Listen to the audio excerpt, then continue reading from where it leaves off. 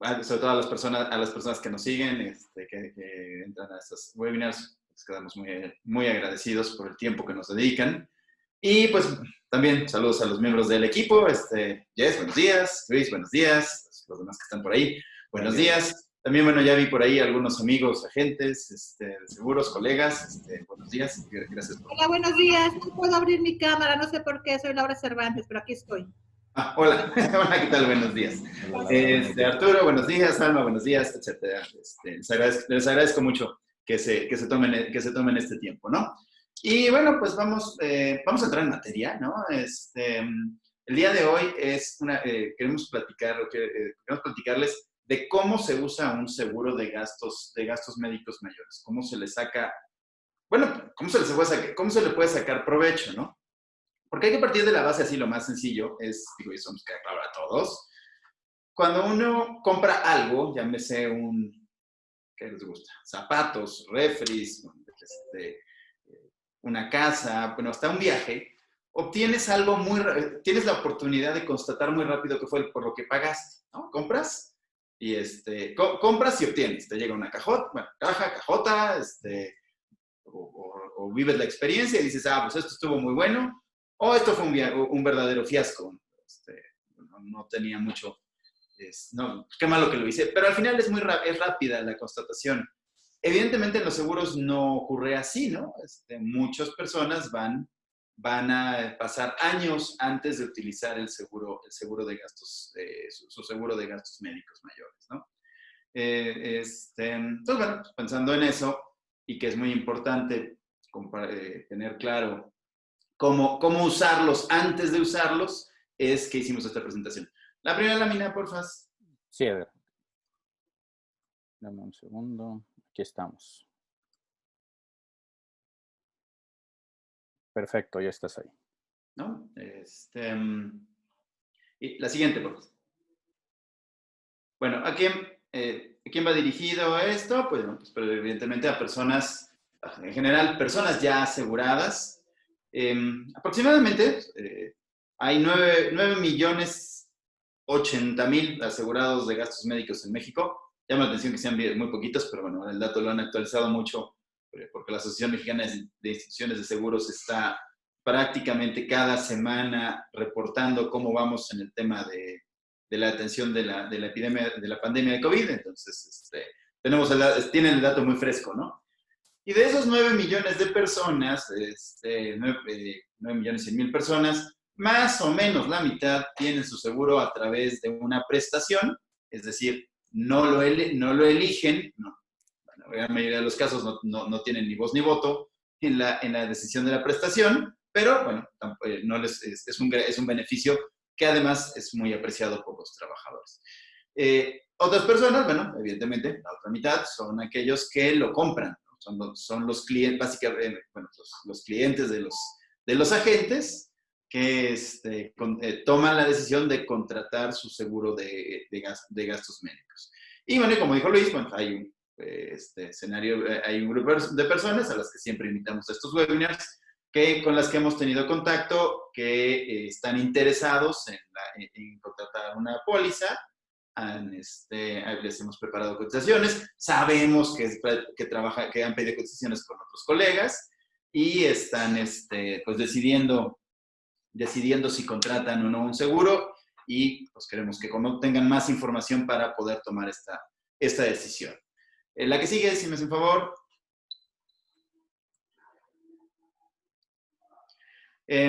Vale. Conceptualmente hablando, y los colegas, al final, si quieren me lo pueden comentarlo, si así lo consideran pertinente. Hay 3 maneras de utilizar un seguro de gastos médicos. Que son, primero que nada, la atención no planeada en el hospital. Es decir, tengo una emergencia médica, de repente me empiezo a sentir muy mal, me duele mucho algo, pierdo el sentido, tengo un accidente, etcétera, y entonces vamos corriendo, bueno, vamos, me llevan, llaman a una ambulancia y nos lanzamos en tropel, ¿no? Las personas que estemos en el lugar donde ocurrió esto a un hospital y pues ahí empieza la atención, ¿no? Así es el peor, no, la que sigue, por favor. El peor escenario, ¿no? Este es el escenario más negativo. ¿Por qué? Bueno, porque hay un montón de preguntas que no quedan como claras, que no tengo la definición a priori. La primera es, bueno, ¿la aseguradora lo va a pagar o no lo va a pagar? O sea, es un hecho, hay incertidumbre sobre eso. O sea, naturalmente los contratos pagan ciertas cosas y hay otras que no pagarían, ¿no?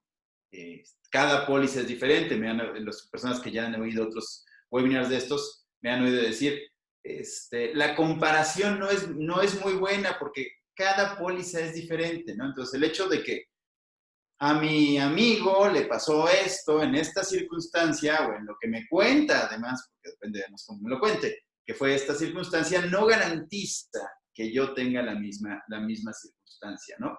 Incluso es bien común este comentario, no, es que la aseguradora X, póngale nombre, Bupa, Best Doctors, MetLife, Mafre, lo que quieran ustedes, es buenísima. Bueno, con fundamento en que es buenísima.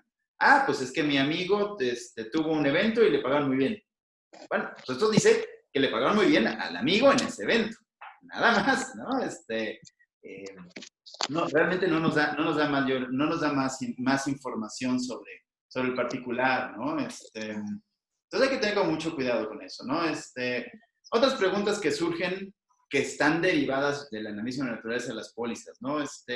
Los médicos con los que me voy a atender, lo que me van a atender en mi médico tratante o equipo de médicos tratantes, ¿cuánto me van a cobrar? Y de lo que me van a cobrar, ¿cuánto me va a pagar el seguro? ¿Cómo me lo va a pagar el seguro, no? En los seguros de gastos médicos hay un concepto que se llama las redes de médicos, que son médicos particulares, como cualquier otro médico que ustedes vayan a su consultorio, que deciden hacer un acuerdo con la compañía de seguros y entonces sus honorarios son los que ya pactaron con la compañía de seguros, o al menos deben ser. Pero el tema es, bueno, cuando llego a una cosa de urgencias, ¿cómo sé que ese médico tiene convenio con la compañía de seguros? ¿Cuánto me va a cobrar?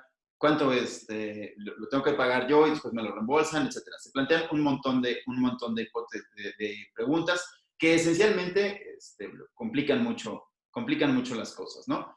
¿Cómo planear esto? ¿Qué hacemos con esta situación? Pues aquí el tema y la recomendación es que hay que hacer planificación para sustituir a toda esta incertidumbre. Es decir, conocer mi póliza, conocer conceptos. Voy a mencionar algunos conceptos bajo la idea de que ya los hemos platicado en otros webinars y no quisiera yo regresar sobre ellos para los que ya los han seguido. Y todo el material se conserva, está en el canal de YouTube, se les pasa a los participantes, entonces, bueno, tienen oportunidad de verlo si hay alguna duda sobre conceptos y también, por supuesto, siempre estoy a sus órdenes para aclarar preguntas que surjan, ¿no? Pero es bien importante hacer planificación sobre ¿cuándo puedo tener que pagar? O sea, si tengo un evento de 100,000 pesos con la póliza que yo tengo, ¿cuánto tengo que pagar? No, pues tanto. Si tengo un evento de 1,000,000 de pesos, ¿cuánto tengo que pagar? No, pues tanto, ¿no? Nosotros tenemos en la página de internet, tenemos algunos ejercicios que están muy sencillos para que los calculen y les da el resultado y demás, que les dé un feeling de cómo se hace el cálculo. Y luego, eso queda pues para ustedes, para los clientes, para los asegurados, pues una planeación interna de dónde va a salir el dinero. Van a utilizar una tarjeta, ¿qué tarjeta? Esa tarjeta tiene los límites que necesitan, van a utilizar dinero de sus cuentas corrientes, realmente tienen esos saldos en el momento en que para enfrentar una emergencia. Todas esas preguntas se las tienen que hacer, y evidentemente los asegurados, los agentes de seguros podemos ayudar en las aclaraciones de esas dudas, digamos, la parte conceptual, pero el que conoce sus finanzas son ustedes, ¿no?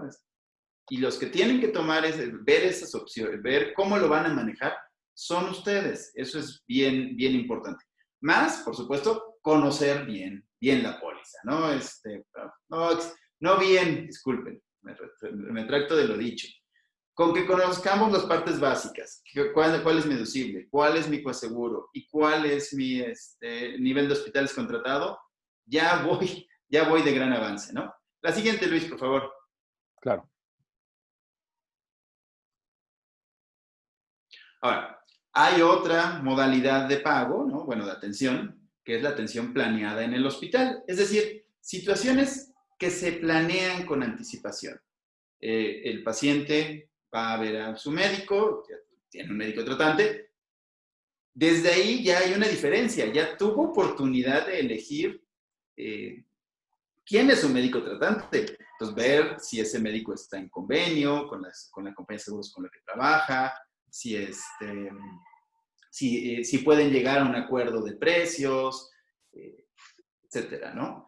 Obviamente, si el hospital donde el médico quiere atender está en el convenio, está dentro del nivel de hospitales que yo contraté, por ejemplo, ¿no? Todo eso se puede hacer con anticipación, ¿no? Porque ya hubo una consulta con el médico, ya platicaste con el médico, bueno, ya llegaron ya deben, o ya tuvieron la oportunidad de haber llegado a un acuerdo, ¿no?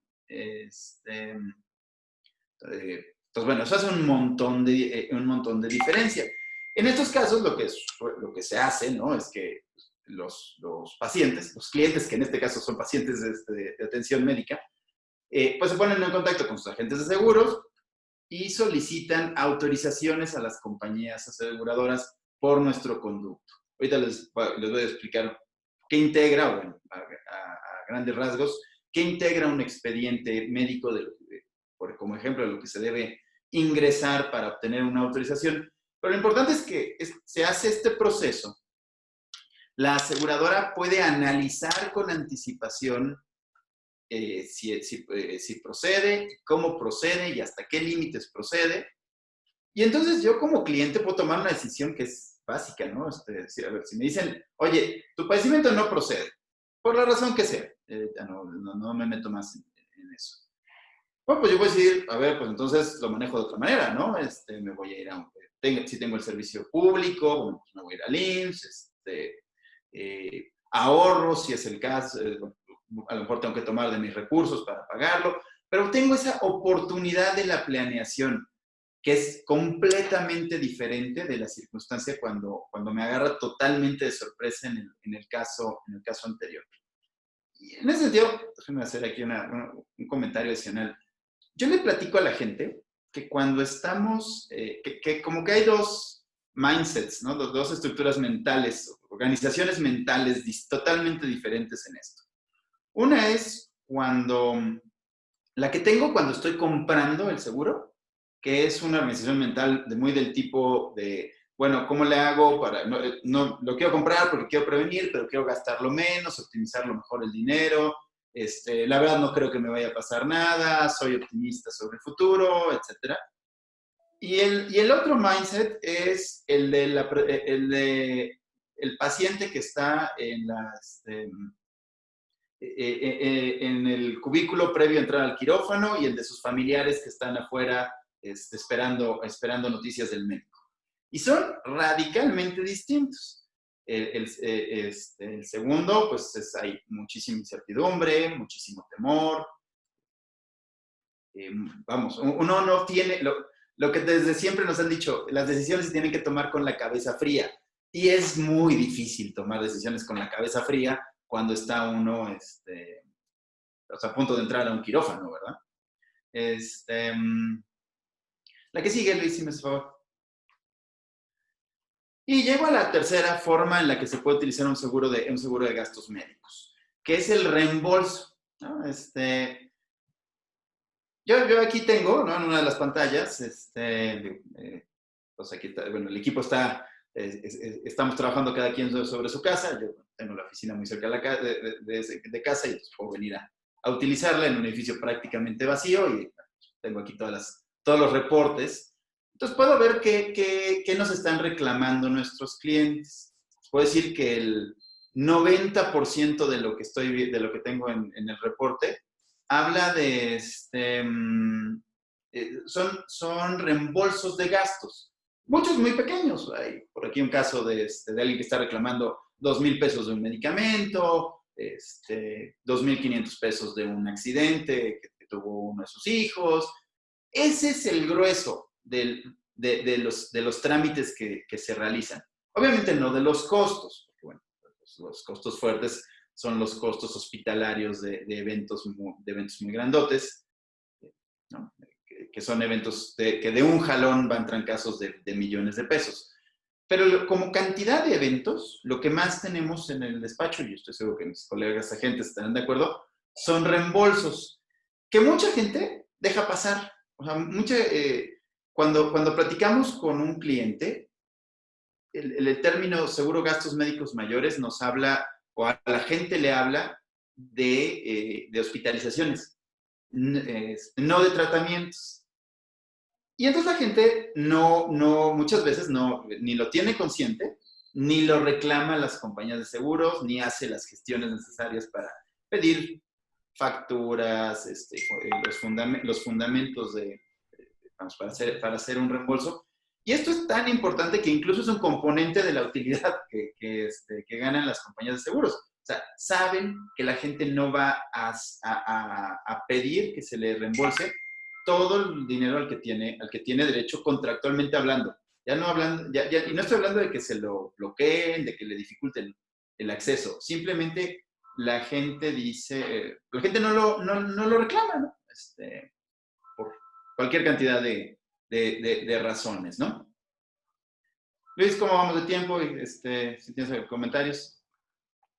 Sí, sería muy interesante comentar que, como un pequeño resumen, esto último que acaba de decir Edgar, a veces ya no estamos metiendo más gastos porque es una distracción o sucede que se nos olvida y realmente platicábamos que esa llega a ser a veces la razón de la existencia de los seguros médicos, que pues uno no reclama, entonces pues obviamente no te pagan y entonces pues la aseguradora tiene un poco más de recursos en ese sentido, ¿no? Creo que eso es un tema importante que ustedes como clientes compartan y comenten con sus agentes toda esta situación y creo que a nivel de colegas pues sería interesante que pudiéramos pues mencionar eso a nuestros clientes, ¿no? Entonces, bueno, eso es una parte interesante. Jess, si quieres recordarnos un poco de las redes sociales y todas las indicaciones para continuar en el webinar. Claro, muchas gracias a los que se unieron. Ahorita en el transcurso llegaron más. Muchas gracias. Les recordamos que si tienen alguna duda o algún comentario, por favor no lo hagan llegar a través del chat para que al final podamos resolverlo con todo gusto. De igual manera, como dice Luis, nos pueden encontrar en nuestra página de internet, en nuestra página de Facebook como Seguros BIC y en nuestro canal de YouTube que está el nombre de Edgar Vaqueiro Carpio. Ahí estamos subiendo contenido casi todas las semanas, estamos hablando un poco de todo, tenemos temas como variaditos para ustedes que estamos preparando. Bueno, no sé, que adelante, ¿quién? Pues continuamos, Edgar, con los siguientes temas. Vamos a entrar a un punto muy importante porque Edgar nos va a platicar de 11 aspectos que son los que son primordiales a la hora de abrir un expediente, a la hora en que comienza un siniestro, a la hora en que, ahora sí, podríamos decir cuando empieza el manejo del seguro. Y ahí es donde muchos de nosotros nos confundimos un poco, ¿no? Entonces, bueno, continuamos con Edgar. Si en algún momento ven que no se transmite la presentación, solo estamos checando una cosa en Facebook, pero no se preocupen, regresa la transmisión y Edgar van a seguirlo escuchando sin problema. Adelante, Edgar. Ahorita no tienes la presentación, ¿eh? Sí, viene la presentación. Ok. Bueno, Mientras les voy platicando. A ver, la lógica de esto, y esto es algo de estas cosas que para nosotros los agentes de seguros son tan obvias que luego no se las decimos a los clientes y los clientes tienen una percepción bien diferente, ¿no? La aseguradora lo que hace para autorizar un pago, llámese un pago a un hospital, a un médico, o un reembolso a los clientes, es analizar un expediente. Ese expediente, en México al menos, lo tenemos que integrar entre el asegurado y los agentes de seguros, ¿no? Muchas veces la gente tiene esta idea, ¿no? De que, bueno, pues yo fui al hospital, el hospital tiene algo, se comunica con la aseguradora y entonces le va a pasar toda la información y bueno, yo me desentiendo, ¿no? O no, mi agente tiene la posibilidad de entrar al expediente clínico, o el expediente clínico está en algún lado, subido en una nube. A ver, nada de esas cosas no son correctas. O sea, la realidad es que nos toca les toca a los clientes y a sus asesores presentar a la compañía de seguros el expediente que defiende el caso del cliente. Esto es una función prácticamente de gestoría de gestoría y de integración de documentos a un nivel casi de abogado, ¿no? Juntar las pruebas necesarias para que la aseguradora pueda constatar algo, ¿no? ¿Qué es que? Bueno, pues que los gastos realizados corresponden a lo que a lo que la póliza ofrece, ¿no? Y aquí, bueno, todos sabemos y hemos escuchado esto de que si las aseguradoras buscan no pagar y demás, eso sí es folclore popular, pero la verdad es que no es cierto, ¿no? Podría haber un negocio de estarte engañando a la gente permanentemente, ¿no? O sea, cuando alguien hace forma una aseguradora, llama a un grupo de actuarios, se preparan cálculos y dice, bueno, nosotros vamos a cobrar tanto por un seguro y podemos pagar y de todas maneras tener una ganancia suficiente para que esto valga la pena hasta tanto dinero. Esa es la esencia del proceso. ¿Cómo saber hasta dónde pagar? Bueno, pues integrando este expediente, que se prepara con una serie de documentos que vamos a ver, se manda a la aseguradora, normalmente por intermedio del agente, algunos agentes, porque así es su estrategia comercial, porque por sus limitaciones de infraestructura, o por la razón que ustedes quieran, ¿no? Le piden a los clientes que ellos los deriven directamente. En algunas ocasiones, los médicos, las oficinas de los médicos, o los centros de servicio de los proveedores, también realizan funciones de envío de documentación, ¿no?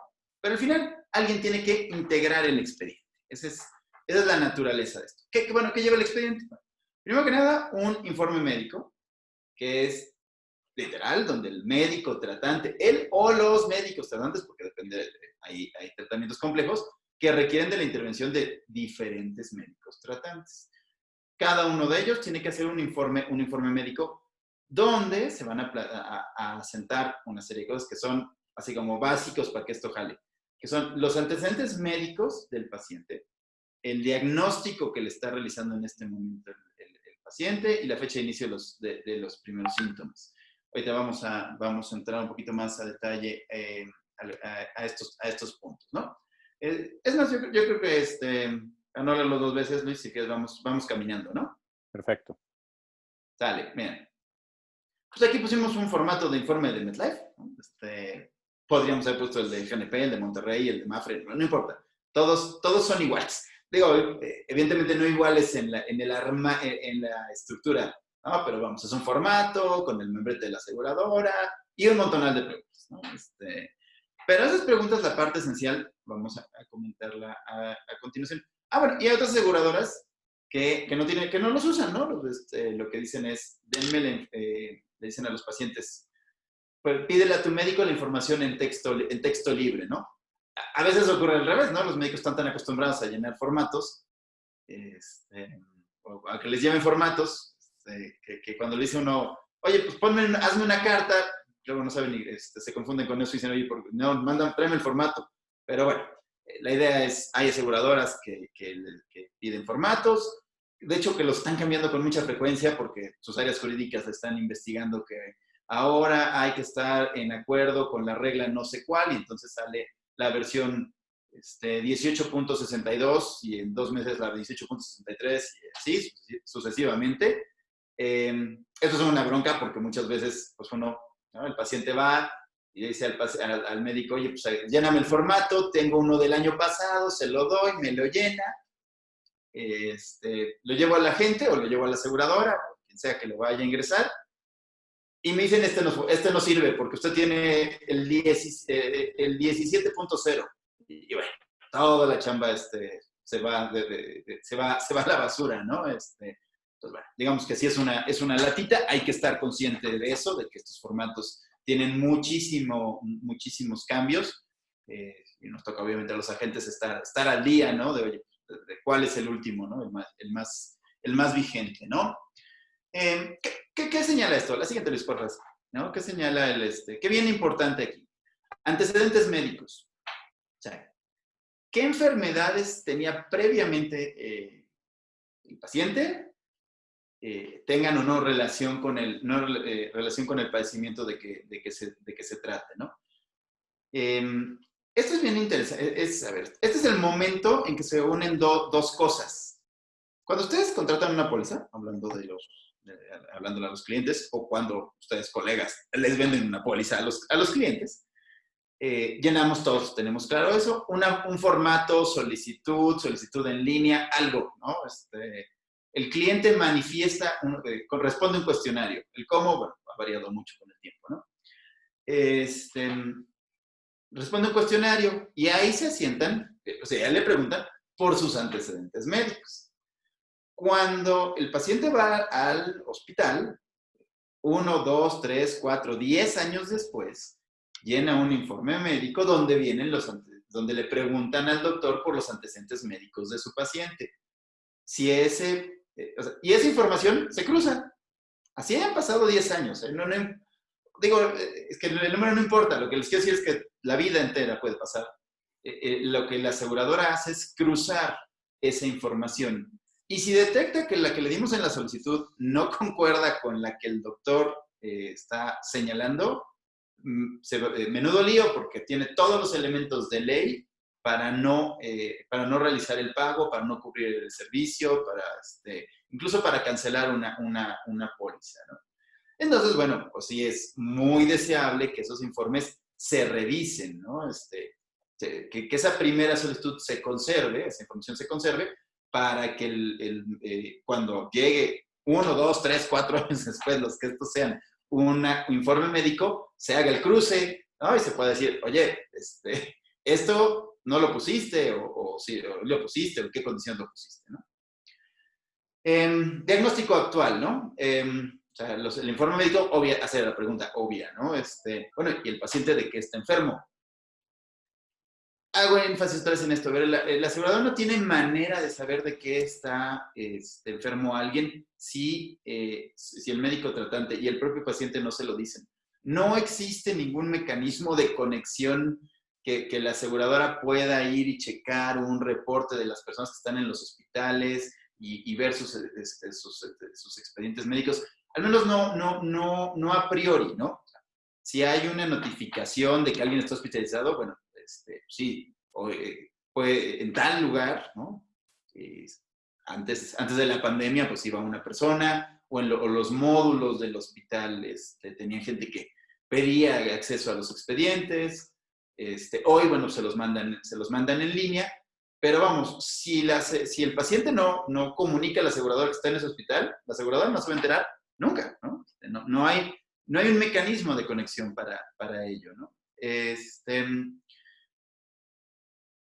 Y entonces, bueno, como les decía, esos informes médicos piden este diagnóstico actual. ¿De qué está enfermo el paciente? Aquí suele haber un problema porque a veces los médicos no quieren jugársela, por ponerlo de alguna manera, en asentar un diagnóstico definitivo. Como para dejar cierto espacio, bueno, pues sí parece que es esto, pero no es esto, ¿no? Les pongo el ejemplo ahorita, el de moda, ¿no? Así de sencillo. El tratamiento de COVID. O sea, llega un paciente que presenta síntomas, fiebre, falta de aire, a la hora de hacerle pruebas de oxigenación, falta de saturación de oxígeno, y los otros elementos propios del diagnóstico. Se hace la prueba de, entonces, bueno, pues el diagnóstico presuntivo podría ser COVID, pero a la hora de hacerle la prueba de PCR, no sale COVID, ¿no? Y pasa un chorro. Entonces, bueno, ¿de qué está enfermo? ¿Qué le asentamos como diagnóstico actual a ese paciente, ¿no? Entonces, los médicos, en el diagnóstico original a veces no quieren jugársela, o más bien piensan que se le están jugando de alguna manera si le pusieran COVID en este caso. En la realidad, ¿qué pasa? No pasa absolutamente nada. O sea, si a la hora de la confirmación resulta que no es COVID, pero es una neumonía, ¿no? La aseguradora de todas maneras la va a pagar. A lo mejor requerirán algún documento donde el médico cambie el diagnóstico, pero vamos, no hay ningún castigo por utilizar, por dar un diagnóstico equivocado. O sea, se vale equivocarse, ¿no? Pero lo que sí no se vale, al menos no se vale en términos de seguros, es utilizar las palabras diagnóstico posible, diagnóstico presuntivo, diagnóstico probable, porque ahí sí la aseguradora, por definición de contrato, dice yo no pago porque yo solo pago diagnósticos definitivos. Entonces, eso es bien importante, revisar que los informes médicos hablen de diagnósticos definitivos razonablemente sustentados, ¿no? La que sigue, Luis, por favor. También se pregunta por la fecha de inicio de los primeros síntomas, obviamente desde cuándo está enfermo el paciente. Y ocurre lo mismo que les decía que con los antecedentes médicos, ¿no? Cuando se llenó cuando se contrató el seguro en el tiempo en que esto se haya contratado, pues asentaron las condiciones médicas del paciente. Si años después en el informe médico se asienta que los primeros síntomas de algo comenzaron muchos años antes, incluso antes de la contratación de la póliza, nuevamente va a haber muchos problemas. Y esto se les hago hincapié porque realmente en eventos muy viejos, que ocurrieron hace mucho tiempo, la verdad es que es bien difícil decir cuándo es el inicio de los primeros síntomas. Porque puede uno regresar en la infancia y decir, bueno, pues yo recuerdo que tenía X síntoma, pero ¿cómo demuestras que es o no directamente relacionado a tu problema actual? Eso es imposible. Entonces, bueno, aquí un consejo así de bote pronto es fecha de primeros síntomas efectivos actuales, ¿no? ¿En qué momento empecé con esta condición aguda como la estoy teniendo en este momento? También, bueno, el propio informe lo pide y además se pide como una información adicional los estudios realizados, ¿no? ¿Con qué estudios se demuestra el diagnóstico que se está dando el médico? Hay muchas cosas, para eso estudio uno medicina, ¿no? Para poder dar un diagnóstico, entre otras cosas, para poder dar un diagnóstico, lo que se llama clínico. O sea, observo a mi paciente, los médicos observan a sus pacientes, y a través de lo que conocen y han aprendido, pueden decir, bueno, pues esto puede ser tal cosa.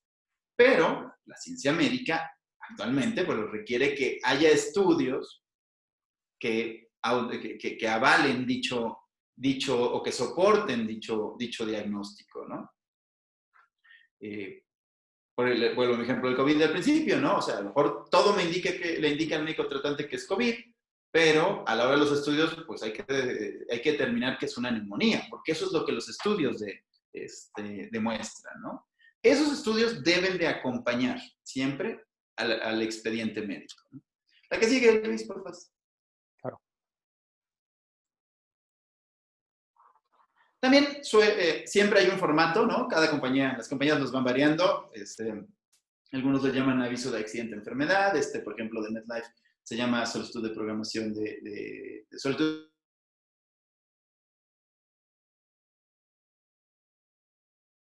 de programación, decir,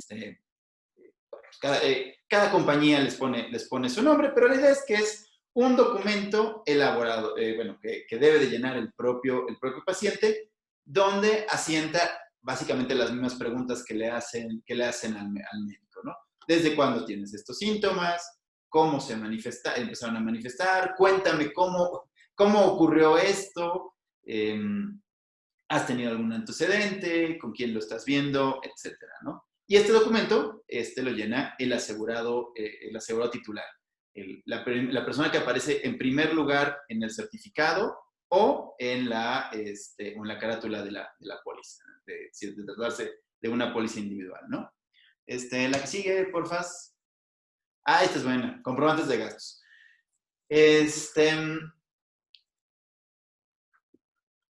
Obviamente, para que la aseguradora haga un pago, pues hay que demostrarle que la persona realizó un gasto, ¿no? Sobre todo esta es en la parte de reembolsos, ¿no? Y me he fijado que intuitivamente la gente piensa en todo menos en la respuesta más razonable, que es simplemente que los gastos deben de hacerse a nombre,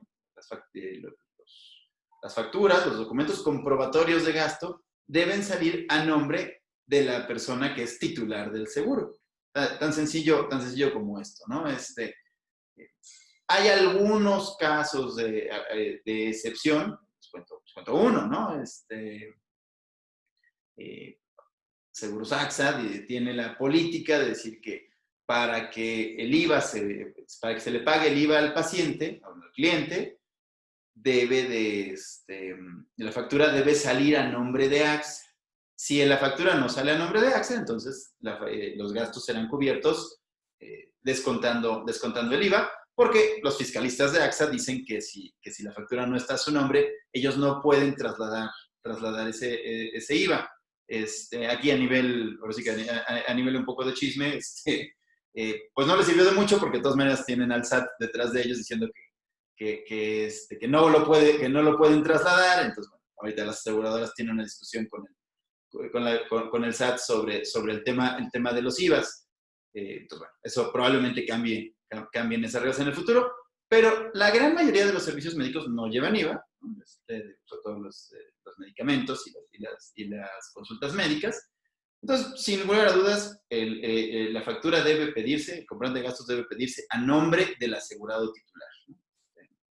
Las personas que tienen su póliza a través de una prestación, también muchas veces preguntan, oye, ¿a nombre de la empresa con el que lo contrata? No, a nombre del asegurado titular, ¿no? La que sigue, por favor. Resultados e interpretación de estudios médicos. Bueno, esto ya lo traté un poquito antes, ¿no? Es importante que a ver, entendamos cómo es este proceso, ¿no? Quien nos recibe esto es un empleado, un analista en las mesas de control de las compañías de seguros. Ese no los conoce, no sabe sus antecedentes, no sabe qué tipo de... Vamos, no tiene mayor información sobre ustedes, y nosotros como agentes, en la gran mayoría de los casos, tampoco los conocemos. No hay eventos de integración para, oye, conoce a los analistas, ¿no? De hecho, por el contrario, es gente a la cual es difícil tener acceso, porque la aseguradora quiere que se les trate como que su chamba sea a ojos cerrados, ¿no? Sin consideraciones personales. Y simplemente se concentren en los documentos que se les presenten, ¿no? Entonces, por ejemplo, hablando de estudios, pues el analista debe de poder ver que en los estudios se demuestra lo que el médico está diciendo en su informe médico, y que además coincide con lo que el paciente narró en el reporte que este entregó, ¿no?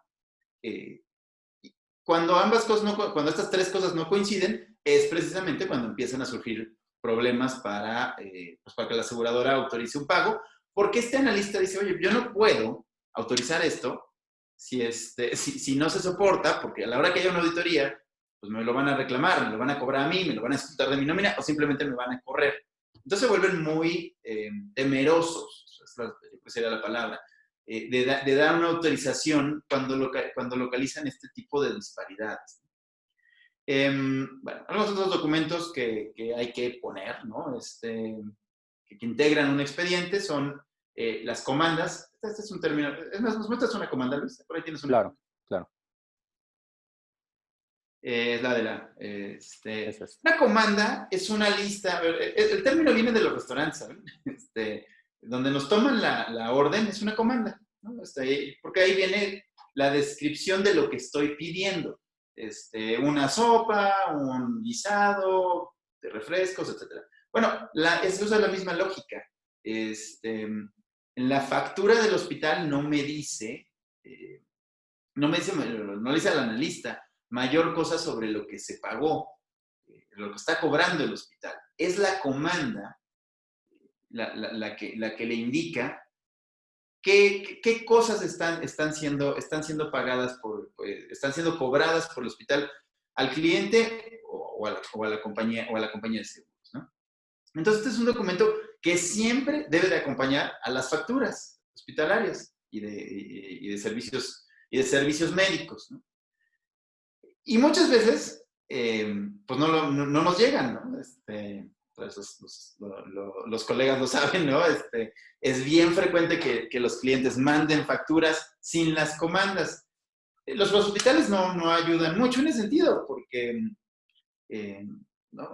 Le mandan, por ejemplo, hasta hace poco, ¿no? A mí me ocurrió todavía el año pasado, a nivel personal, ¿no? Entiendo que ya lo cambiaron, pero pedías tu factura al ABC y te la mandaban por correo con mucha facilidad, ¿no? Dabas los datos de la factura, de la factura con la que pagaste y te mandaban dabas los datos de tu médico y algunos otros datos y te mandaban tu factura.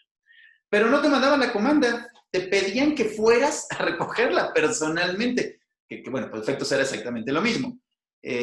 Hoy ya te la mandan, ¿no? Por correo electrónico, ya vi casos así, y entonces, digamos, eso ya está más sencillo. Pero bueno, seguramente pues hay muchos hospitales donde sigue ocurriendo esto de, la factura te la mando por correo electrónico, pero la comanda tienes que venir por ella, ¿no?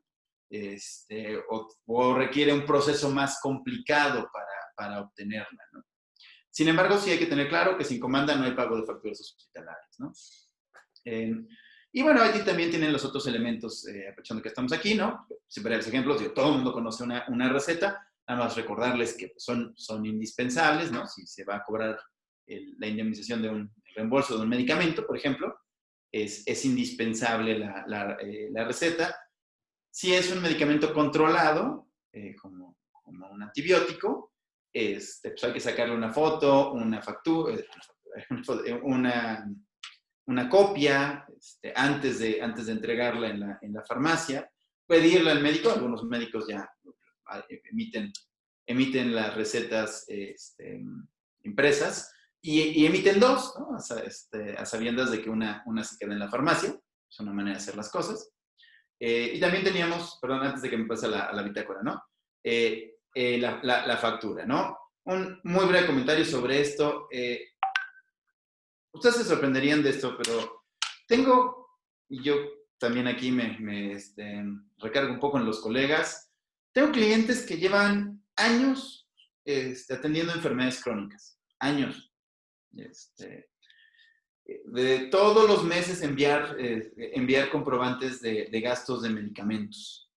Y todos los meses tenemos discusiones de que mandan notas de remisión, los vouchers, pero no mandan las facturas, o no mandan todas las facturas. Les explico la lógica por qué quiere la aseguradora la factura, para que no haya como la idea de que es una necesidad. La factura se pide porque para el asegurador, los reembolsos a sus clientes son gastos deducibles de impuestos. Siempre y cuando tengan las facturas para demostrar que se hicieron esos pagos. Si una aseguradora nos paga sin facturas, pues lo que le estamos pidiendo es que absorba el impuesto, lo cual, bueno, tanto como regalar dinero, cosa que no van a hacer. No viene de otro lado esta solicitud de pedir facturas, ¿no? Ahora sí, la de las bitácoras, ¿no? Y bueno, por último, en términos de integración de expedientes, comentarles, hay un caso particular que son las terapias físicas, casos, lo que ocurre normalmente cuando tiene uno un accidente, ¿no? O tiene una operación de rodilla, de columna, o en los casos de los eventos vasculares cerebrales, por ejemplo, ¿no? Que después de sufrir un trombo o un infarto cerebral, los pacientes tienen que pasar por largos procesos de rehabilitaciones o neurorehabilitaciones para recuperar sus funciones o al menos, bueno, restaurar una parte de ellas, ¿no? Las aseguradoras piden estos documentos que se llaman bitácoras, que es una hojita de papel, ¿no? En papel membretado del proveedor o del médico que está realizando el servicio, donde nos indica la fecha, y lo firman tanto el rehabilitador como el propio paciente. ¿Cuál es el objeto de esto? Bueno, pues que haya un documento que compruebe que se realizaron cada una de esas terapias, ¿no? Entonces, otra vez nos sucede que la gente dice, oye, mandé 20 terapias. Oye, y ahí está la factura. Bien. ¿Dónde está la bitácora? No, bitácora no tengo. No, bueno, es requisito indispensable, ¿no? La bitácora para poder hacer el trámite. Luis, no sé si quieres hacer un comentario breve, porque ya estamos apretados en el tiempo. Sí, Eder, de hecho, si quieren, miren, los siguientes, perdón, los siguientes puntos que tenemos son temas generales que ya hemos tratado en otros webinars que se refieren al nivel de hospitales. Lo trabajamos y lo comentamos en webinars recientes para elegir tu hospital que te corresponde. Y también tenemos algunos puntos respecto de los honorarios de los médicos tratantes, que sea muy claro el tema de los tabuladores de honorarios médicos. Y finalmente tenemos el tema de consejos sobre los honorarios médicos. Podemos tocar 4 puntos a grandes rasgos, que son: compra un seguro que utilice un listado internacional de precios, busca siempre médicos en convenio con la aseguradora, sea un negociador duro con los médicos para que acepten cobrar lo establecido en los tabuladores, revisa que el médico aparezca en los listados de tu plan de seguro. Y muy importante este punto, no caigas en la trampa de preguntar si el médico tiene convenio con cierta aseguradora solo para descubrir que es parte de la red, pero no de la que te corresponde.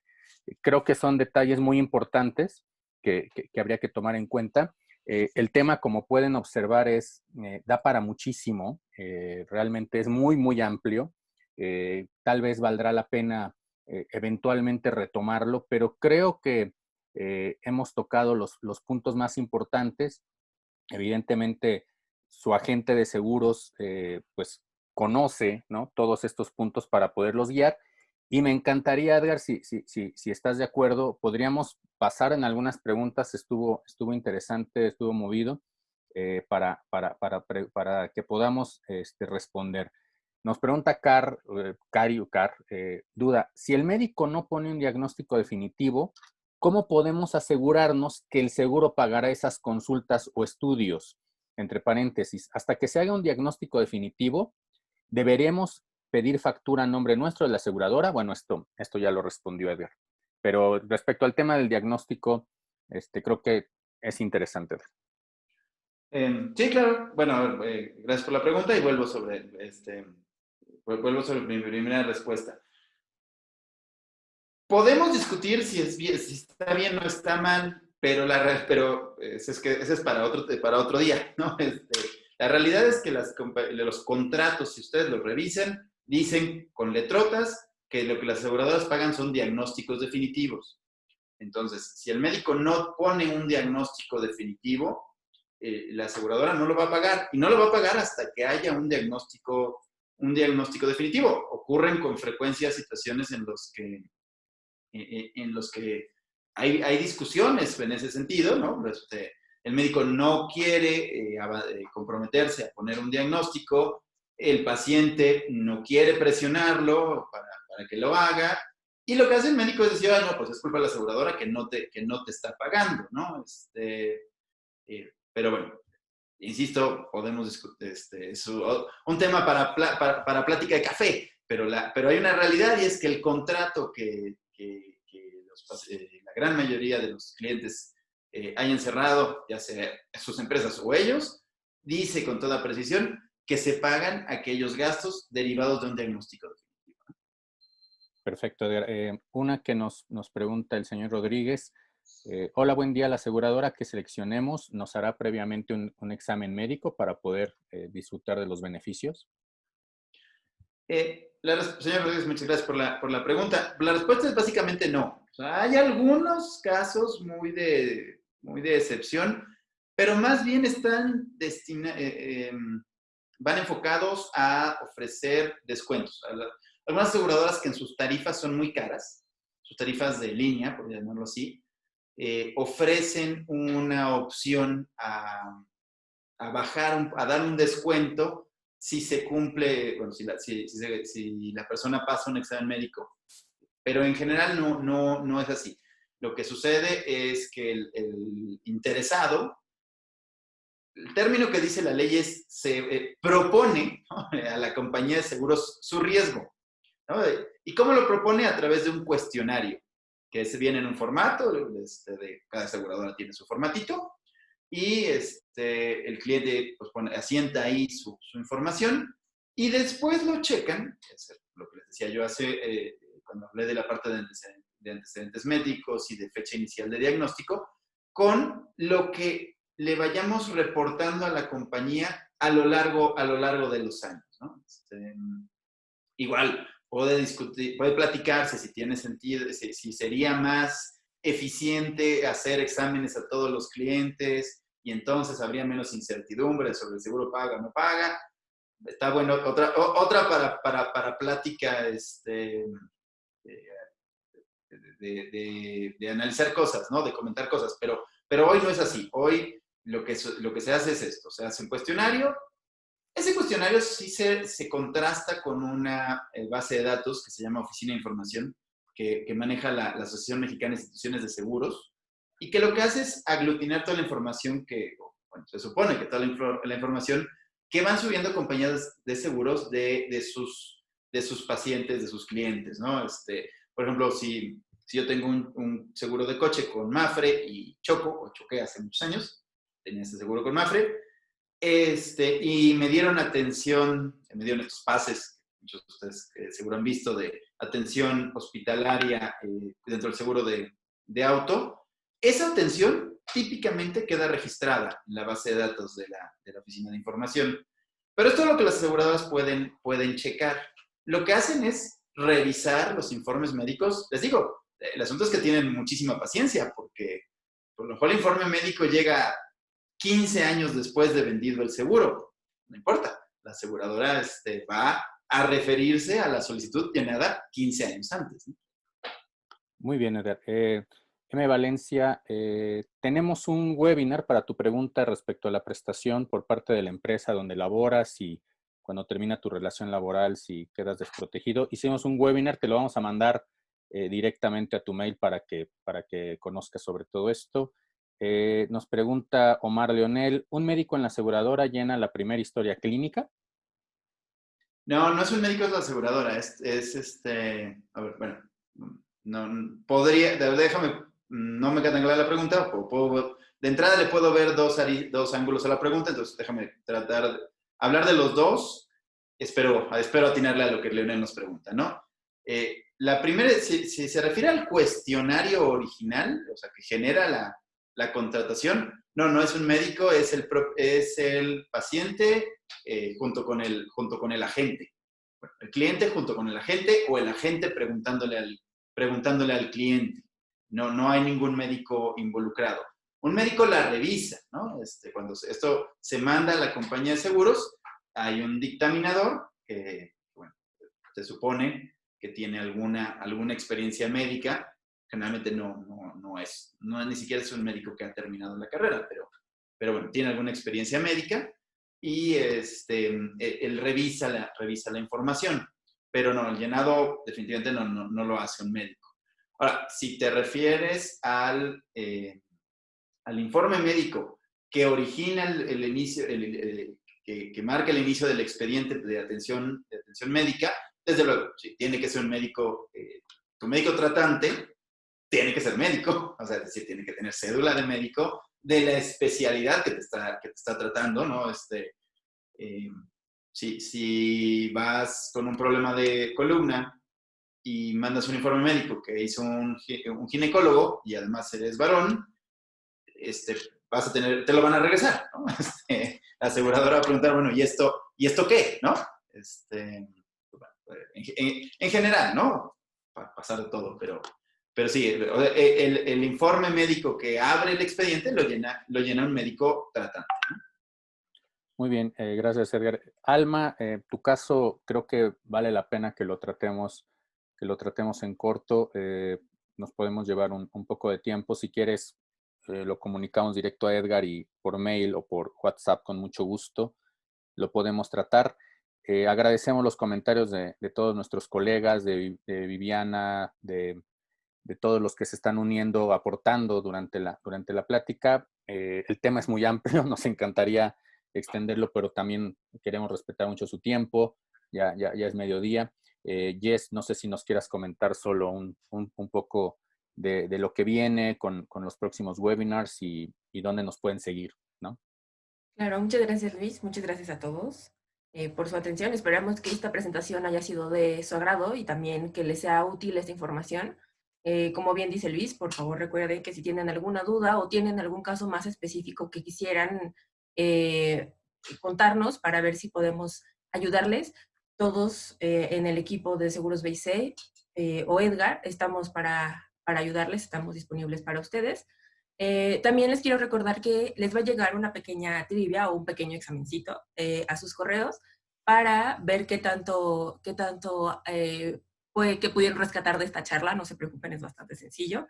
También queremos recordarles que estamos presentes en nuestras redes sociales, en Facebook como Seguros BIC, en el canal de YouTube que está a nombre de Edgar Vaquerio Carpio. Recuerden que, como bien dijo Luis, todos nuestros webinars anteriores están circulando en nuestro canal de YouTube.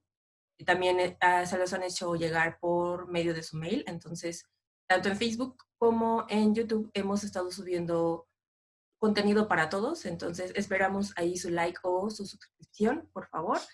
Y bueno, no sé. Nada más, si alguien... Sí, gracias. Y nada más para cerrar, Laura, gracias por tus comentarios durante todo el webinar. Cristian, claro que sí, lo vas a poder ver desde el principio. Lo vamos a mandar lo vamos a subir a YouTube y les vamos a mandar el mail directamente a cada uno de ustedes para que lo puedan ver en YouTube. Realmente estos son exclusivos. Durante 2 semanas más o menos queda solo para ustedes. Después ya los empezamos a subir a Facebook. Bueno, les agradecemos muchísimo a todos los que se conectaron. Las preguntas que quedaron, algunas pendientes, les vamos también a hacer llegar vía mail eso. Y si quieren contactarse con Edgar, ahí estuvimos viendo los datos y en el mail van a estar. Bueno, Edgar, un último comentario ya para cerrar. Muchas gracias, Luis. Bueno, antes que nada, pues otra vez, gracias a todos los que se conectaron, gracias por seguirnos, a los clientes o posibles interesados en el tema de seguros, a mis colegas les agradezco mucho que me den la oportunidad de platicar con ustedes. Y bueno, solo me queda pues invitarlos, incluso pedirles que nos ayuden a darle difusión a este esfuerzo. Creo que para estas alturas, después de 4 o 5, ya no sé cuántos llevamos, pueden ver que no es un webinar de ventas. No estamos vendiendo un producto en particular, no estamos... claramente pues somos una empresa, esto es un negocio, pero este es un esfuerzo dentro de nuestros esfuerzos de mercadotecnia, desde luego, pues, por eso soy director de mercadotecnia, ¿no? Pero es un esfuerzo que va más allá, que aspira a que más personas dentro de la industria aseguradora, a los agentes, ¿no? A la profesionalización de nuestro gremio y dentro de a nuestros clientes, o sea, y me refiero, cuando digo nuestros, es los clientes de la industria, a que conozcan mejor pues a lo que es un seguro. Hasta ahora hemos hablado de gastos médicos, en los próximos webinars hablaremos de ahí un poco también de seguros de vida, que es otro tema que también me parece interesante y también conozco un poco de ello.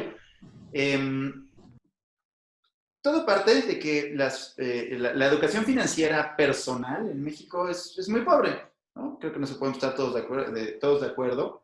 Y abona mucho a un mercado más eficiente, que se puede utilizar mejor, donde todo funcione más rápido, de mejor manera, que haya mejor conocimiento. Y para que eso pueda suceder, pues necesitamos que los esfuerzos que hagamos nosotros en BIC y cualquiera de ustedes y cualquier otro de nuestros colegas se puedan difundir a más personas, hay más gente que los vea, porque bueno, estoy seguro que hay mucha gente con muchas dudas acerca de temas relacionados con seguros, ¿no? Entonces, bueno, pues, invitarlos y agradecerles si tienen la oportunidad de compartir nuestra página de YouTube, comentarnos en nuestras redes sociales. Sería excelente. Creo que al final nos vamos a beneficiar todos de darle difusión a mayor información acerca de nuestra industria. Muchas gracias y excelente día. Hasta luego, que estén muy bien. Gracias. Hasta luego, que estén bien.